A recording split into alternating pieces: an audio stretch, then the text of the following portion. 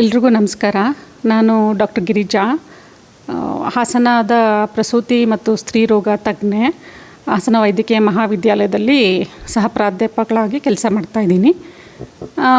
ನಾನು ಈ ದಿನ ಸ್ತನ ಕ್ಯಾನ್ಸರ್ ಬಗ್ಗೆ ಮಾಹಿತಿ ಕೊಡಬೇಕು ಅಂತ ಇಷ್ಟಪಡ್ತೀನಿ. ಯಾಕೆ ಅಂತಂದರೆ ಸ್ತನ ಕ್ಯಾನ್ಸರ್ ಈಗ ನಮ್ಮ ದೇಶದಲ್ಲಿ ಮೊದಲನೇ ಸ್ಥಾನದಲ್ಲಿದೆ. ಎರಡನೇ ಸ್ಥಾನ ಬಂದು ಗರ್ಭಕಂಠದ ಕ್ಯಾನ್ಸರ್.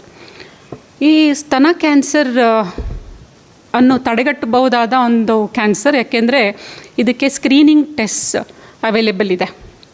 ಈ ಸ್ಕ್ರೀನಿಂಗ್ ಟೆಸ್ಟನ್ನು ನಿಯಮಿತವಾಗಿ ನಾವು ಮಾಡಿಕೊಂಡಲ್ಲಿ ಈ ಸ್ತನ ಕ್ಯಾನ್ಸರ್ ಇನ್ಸಿಡೆನ್ಸಸ್ ಕಡಿಮೆ ಮಾಡ್ಬೋದು. ಈ ಸ್ತನ ಕ್ಯಾನ್ಸರನ್ನ ತೀವ್ರತೆ ಅಥವಾ ಇನ್ಸಿಡೆನ್ಸಸ್ ಅಂತ ನಾವು ನೋಡಿದಾಗ ಇದು ಸುಮಾರು ಪ್ರತಿ 28 ಮಹಿಳೆಯರಲ್ಲಿ ಒಬ್ಬರಿಗೆ ಈ ಸ್ತನ ಕ್ಯಾನ್ಸರ್ ಆನ್ ಆನ್ ಆ್ಯಾವ್ರೇಜ್ ಕಂಡು ಬಂದಿದೆ. ಇದನ್ನು ನಾವು ರೂರಲ್ ಏರಿಯಾ ಅಥವಾ ಹಳ್ಳಿಗಾಡಿನ ಪ್ರದೇಶ ಮತ್ತು ನಗರ ಪ್ರದೇಶಗಳಿಗೆ ಕಂಪೇರ್ ಮಾಡಿದೆ. ನಗರ ಪ್ರದೇಶಗಳಲ್ಲಿ ಇದು 1 in 22 ವುಮೆನ್, ಅಂದರೆ ಪ್ರತಿ 22 ಮಹಿಳೆಯರಲ್ಲಿ ಒಬ್ಬರಿಗೆ ಸ್ತನ ಕ್ಯಾನ್ಸರ್ ಕಂಡು ಬಂದಿದೆ. ಹಾಗೂ ಹಳ್ಳಿ ಪ್ರದೇಶದ ಮಹಿಳೆಯರಲ್ಲಿ ಪ್ರತಿ 68 ಮಹಿಳೆಯರಲ್ಲಿ ಒಬ್ಬರಲ್ಲಿ ಈ ಸ್ತನ ಕ್ಯಾನ್ಸರ್ ಕಂಡು ಬಂದಿದೆ. ಸೊ ಇಷ್ಟೊಂದು ಕಾಮನ್ ಆಗಿದೆ ಈ ಸ್ತನ ಕ್ಯಾನ್ಸರ್. ಆದರೆ ಈ ಸ್ತನ ಕ್ಯಾನ್ಸರ್ ಬರುವುದನ್ನು ತಡೆಗಟ್ಬೋದು.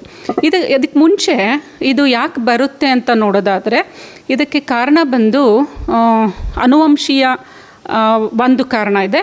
ಆದರೆ ಇದು ತುಂಬ ಕಡಿಮೆ ಪ್ರಮಾಣದಲ್ಲಿ, ಅಂದರೆ ಸುಮಾರು 100 ಜನ ಬ್ರೆಸ್ಟ್ ಕ್ಯಾನ್ಸರ್ ಕೇಸಸ್ ಅಥವಾ ಸ್ತನ ಕ್ಯಾನ್ಸರ್ ಕೇಸಸ್ನ ನಾವು ನೋಡಿದಾಗ ಅಬೌಟ್ 3%, ಅಂದರೆ 3 ಜನರಲ್ಲಿ ಈ ಆನುವಂಶೀಯವಾಗಿ ಬರುವಂಥ ಸಾಧ್ಯತೆಗಳಿದೆ. ಆನುವಂಶೀಯವಾಗಿ ಬರಲಿಕ್ಕೆ ಕಾರಣ ಇದಕ್ಕೆ ನಾವು hereditary breast cancer, ovarian cancer syndrome ಅಂತ ಹೇಳ್ತೀವಿ. ಇದಕ್ಕೆ ಕಾರಣ ಬಂದು ಜೀನ್ಸು BRCA1 ಮತ್ತು BRCA2 ಅಂತ 2 ಜೀನ್ಸ್ಗಳಿದೆ. ಇದೇನಾದರೂ ಆನುವಂಶೀಯವಾಗಿ ಮಹಿಳೆಯರಲ್ಲಿ ಕಂಡುಬಂದಿದ್ದರೆ ಸ್ತನ ಕ್ಯಾನ್ಸರ್ ಬರುವ ಸಾಧ್ಯತೆಗಳು ಜಾಸ್ತಿ ಇದೆ. ಆದರೆ ಮೆಜಾರಿಟಿ ಆಫ್ ದ ಕೇಸಸ್, ಅಂದರೆ ತುಂಬ ಅಷ್ಟು ಕೇಸಸ್ಗಳಲ್ಲಿ ನಮಗೆ ಏನು ಕಾರಣ ಸಿಗೋದಿಲ್ಲ. ಹಾಗೆ ಯಾರಿಗೆ ಬೇಕಾದರೂ ಈ ಸ್ತನ ಕ್ಯಾನ್ಸರ್ ಬರಬಹುದು.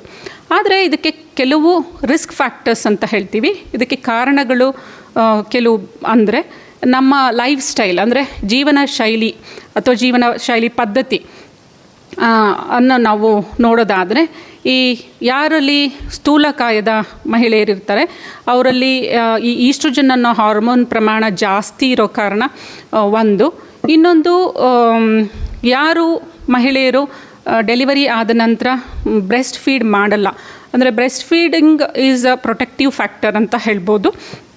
ಸೊ ಹಾಗಾಗಿ ಯಾರು ಕಡಿಮೆ ಬ್ರೆಸ್ಟ್ ಫೀಡ್ ಮಾಡಿರ್ತಾರೆ ಅವರಲ್ಲಿ. ಹಾಗೂ ಇತ್ತೀಚೆಗೆ ನಿಮಗೆ ಗೊತ್ತಿದೆ, ಈ ಸ್ಮೋಕಿಂಗ್ ಮತ್ತು ಆಲ್ಕೋಹಾಲ್, ಧೂಮಪಾನ ಮತ್ತು ಮದ್ಯಪಾನ ಇವೆರಡೂ ಕೂಡ ಬರೀ ಸ್ತನ ಕ್ಯಾನ್ಸರ್ ಮಾತ್ರ ಅಲ್ಲ, ಇತರೆ ಅನೇಕ ಕ್ಯಾನ್ಸರ್ಗಳನ್ನು ಉಂಟು ಮಾಡ್ತಾ ಇದೆ. ಹಾಗಾಗಿ ಇವು ತುಂಬ ನಾವು ಹೇಳ್ಬೋದು ಮಾಡಿಫೈಬಲ್ ರಿಸ್ಕ್ ಫ್ಯಾಕ್ಟರ್ಸ್ ಅಂತೇಳ್ಬಿಟ್ಟು. ಸೊ ಇವುಗಳನ್ನು ಅವಾಯ್ಡ್ ಮಾಡೋದ್ರಿಂದ ಕ್ಯಾನ್ಸರ್ ಬರೋದನ್ನು ಸ್ವಲ್ಪ ತಡೆಗಟ್ಬೋದು. ಆದರೂ ಯಾರಿಗೆ ಬರುತ್ತೆ ಅಂತ ಹೇಳೋಕ್ಕಾಗಲ್ಲ, ಯಾರು ಇಮ್ಯೂನ್ ಅಲ್ಲ, ಯಾರಿಗೆ ಬೇಕಾದರೂ ಬರ್ಬೋದು. ಹಾಗಾಗಿ ಇದನ್ನು ತಡೆಗಟ್ಟಲಿಕ್ಕೋಸ್ಕರ ನಾವೇನು ಮಾಡಬೇಕು ಅನ್ನೋ ನಿಟ್ಟಿನಲ್ಲಿ ನಾವು ನೋಡೋದಾದರೆ ಸ್ಕ್ರೀನಿಂಗ್ ಅಂದರೆ ಏನು, ನಾವು ಬ್ರೆಸ್ಟ್ ಸೆಲ್ಫ್ ಎಕ್ಸಾಮಿನೇಷನ್ ಮಾಡ್ಕೊಳ್ಳೋದು. ಇದು 3 ವಿಧಾನ ಇದೆ. ಒಂದು ಸ್ವಯಂ ಸ್ತನ ಪರೀಕ್ಷೆ, ಅದು ಬ್ರೆಸ್ಟ್ ಸೆಲ್ಫ್ ಎಕ್ಸಾಮಿನೇಷನ್. ಇನ್ನೊಂದು ಬಂದು ಪ್ರತಿ ವರ್ಷ ಪ್ರತಿ ಮಹಿಳೆಯರು ಡಾಕ್ಟರ್ ಹತ್ರ ಹೋಗಿ ಬ್ರೆಸ್ಟ್ ಎಕ್ಸಾಮಿನೇಷನ್ ಮಾಡಿಸ್ಕೊಳ್ಳೋವಂಥದ್ದು. ಮೂರನೇದು ಬಂದು 40 ವರ್ಷ ದಾಟಿದ ಎಲ್ಲ ಮಹಿಳೆಯರು ಹೋಗಿಬಿಟ್ಟು ಮ್ಯಾಮೋಗ್ರಫಿ ಟೆಸ್ಟನ್ನು ಮಾಡಿಸ್ಕೊಳ್ಳೋವಂಥದ್ದು. ಈ 3 ವಿಧಾನಗಳನ್ನು ಪಾಲಿಸಿದಲ್ಲಿ ನಾವು ಈ ಸ್ತನ ಕ್ಯಾನ್ಸರ್ ಬರೋದನ್ನು ತಡೆಗಟ್ಬೋದು. ಅಥವಾ ಬಂದರೂ ಕೂಡ ಇದನ್ನು ತುಂಬ ಪ್ರಾಥಮಿಕ ಹಂತದಲ್ಲಿ ನಾವು ಇದನ್ನು ಕಂಡು ಹಿಡಿದ್ರೆ, ಅದಕ್ಕೆ ತಕ್ಕ ಚಿಕಿತ್ಸೆ ನೀಡಿದರೆ ಇದನ್ನು ಸಂಪೂರ್ಣವಾಗಿ ಹೋಗಲಾಡಿಸ್ಬೋದು. ಮೊದಲನೇದಾಗಿ ಬ್ರೆಸ್ಟ್ ಸೆಲ್ಫ್ ಎಕ್ಸಾಮಿನೇಷನ್ ಅಂತ ಹೇಳಿದೆ.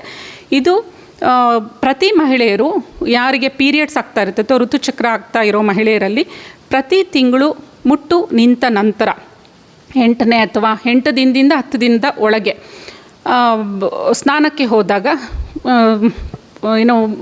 ನೀರು ಹಾಕ್ಕೊಂಡಾಗ ಅಥವಾ ಸೋಪ್ ಮೈಲ್ ಹಚ್ಕೊಂಡಾಗ ತಮ್ಮ ಬ್ರೆಸ್ಟ್ ಎಕ್ಸಾಮಿನೇಷನ್ ಮಾಡ್ಕೋಬೇಕು. ಅಥವಾ ಕನ್ನಡಿ ಮುಂದೆ ನಿಂತು 2 ಸ್ತನಗಳು ಗಾತ್ರದಲ್ಲಿ ಮತ್ತು ಆಕಾರದಲ್ಲಿ ಸರಿಸಮಾನವಾಗಿದೆಯಾ ಅಥವಾ ಏನಾದರೂ ವ್ಯತ್ಯಾಸ ಇದೆಯಾ ಅಂತ ನೋಡ್ಕೋಬೇಕು. ಹಾಗೆ ಚರ್ಮ, ಸ್ತನಗಳ ಮೇಲಿನ ಚರ್ಮ ಸಾಮಾನ್ಯವಾಗಿ ಅಂದರೆ ನಾರ್ಮಲ್ ಆಗಿದೆಯಾ ಅಥವಾ ಚೇಂಜಸ್ ಆಗಿದೆಯಾ. ಅಂದರೆ ಏನಂದರೆ ಕ್ಯಾನ್ಸರ್ ಅಂತ ಬಂದಾಗ ಯಾವ ಲಕ್ಷಣಗಳಿರುತ್ತೆ ಅಂತ ನಾವು ನೋಡೋದಾದರೆ, ಬ್ರೆಸ್ಟ್ ಕ್ಯಾನ್ಸರ್ ಬಂದವರಲ್ಲಿ ಗಂಟುಗಳಿರುತ್ತೆ. ಅದು ಅಡ್ವಾನ್ಸ್ಡ್ ಸ್ಟೇಜಿಗೆ ಹೋದಾಗ ಮಾತ್ರ ನಮಗೆ ಈ ಬದಲಾವಣೆಗಳೆಲ್ಲ ಗೊತ್ತಾಗೋದು. ಹಾಗಾಗಿ ಚರ್ಮದ ಮೇಲೆ ಸುಕ್ಕುಗಟ್ಟಿದಂಥ ಚಿಹ್ನೆಗಳು, ಅಂದರೆ ಈಗ ನೀವು ಆರೆಂಜ್ ನೋಡಿರ್ಬೋದು, ಆರೆಂಜ್ ಸ್ಕಿನ್ ಅಥವಾ ಸಿಪ್ಪೆ, ಆ ಥರದ ಬದಲಾವಣೆ, ಗುಳಿ ಬಿದ್ದ ರೀತಿಯಲ್ಲಿ, ಮತ್ತು ನಿಪ್ಪಲ್ ಅಂದರೆ ಏನು ಮೊಲೆ ತೊಟ್ಟು ಅಂತ ನಾವು ಹೇಳ್ತೀವಿ, ಅದು ಒಳಗೆ ಎಳ್ಕೊಂಡ ರೀತಿ ಇರುವಂಥದ್ದು, ಅಥವಾ ನಿಪ್ಪಳಿಂದ ಸ್ರಾವ ಅಂದರೆ ಬ್ಲಡ್ ಮಿಕ್ಸ್ಡ್ ಡಿಸ್ಚಾರ್ಜ್ ಅಂತ ಹೇಳ್ತೀವಿ, ಬಿಳಿ ಮಿಶ್ರಿತ ಕೆಂಪು ಬಣ್ಣದ ಡಿಸ್ಚಾರ್ಜ್ ಎಲ್ಲ ಇದ್ದರೆ ಇವೆಲ್ಲ ಕ್ಯಾನ್ಸರ್ನ ಗುಣಲಕ್ಷಣಗಳಾಗಿರ್ತವೆ. ಸೊ ಪ್ರತಿ ಮಹಿಳೆಯರು ತಮ್ಮ ಸ್ತನಗಳನ್ನು ಮುಟ್ಟಿ ಪರೀಕ್ಷೆ ಮಾಡಿ ನೋಡ್ಕೋಬೇಕು.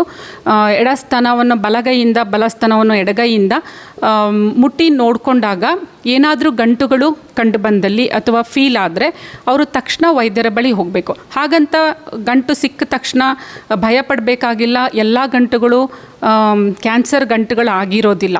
ಆದರೆ ಗಂಟು ಕಂಡು ಬಂದಾಗ ವೈದ್ಯರ ಬಳಿ ಹೋಗಿ ಪರೀಕ್ಷೆ ಮಾಡಿಸ್ಕೊಂಡು ಅದು ಕ್ಯಾನ್ಸರ್ ಗಡ್ಡೆ ಅಲ್ಲ ಅನ್ನೋದನ್ನು ಖಚಿತಪಡಿಸ್ಕೊಳ್ಳೋದು ತುಂಬ ಮುಖ್ಯ ಆಗಿರುತ್ತೆ. ಹಾಗಾಗಿ ಪ್ರತಿ ಮಹಿಳೆಯರು ತಾವು ಮೆನ್ಸಸ್ ಆಗುವಂಥ ಪ್ರತಿ ಮಹಿಳೆಯರು ಕೂಡ ಈ ಒಂದು ಸೆಲ್ಫ್ ಬ್ರೆಸ್ಟ್ ಎಕ್ಸಾಮಿನೇಷನನ್ನು ಪ್ರತಿ ತಿಂಗಳು ಮಾಡ್ಕೋಬೇಕಾಗಿರೋದು ತುಂಬ ಸೂಕ್ತ.